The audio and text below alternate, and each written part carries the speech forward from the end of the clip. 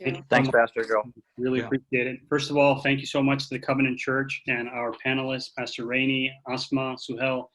I think Hurunessa has already started her iftar, so that's perfect. So first and foremost, and especially to the guests joining us tonight, it's a Friday night, like the pastor already mentioned. I just wanted to share a little bit about my background. So like all the other panelists, I was born in a different country. The country I was born in was Bangladesh, and it's predominantly a secular democracy that's Muslim.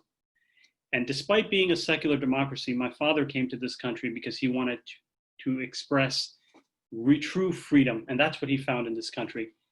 And he was so grateful that after a year of being in this country, he joined the US Marines, and he wanted to give back. And I think that's a story of many, many immigrants and many Muslim Americans.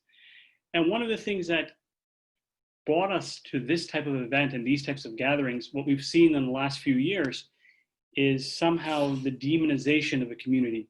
And we became concerned because, again, we have been here for quite a long time, and we have been contributing for a long time. I mean, if you go so far as to look at Thomas Jefferson, he spoke of Muslims and the potentiality of Muslims entering the highest spheres of civic life.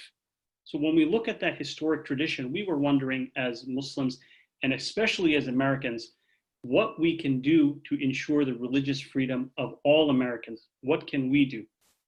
And what we wanted to do was to reach out to different communities like Pastor Joel's, to evangelical communities, other communities, to begin to build bridges. I think one of the issues that was touched on again and again was, what is Sharia? And really, Sharia is what is our responsibility to God and what is our responsibility to people.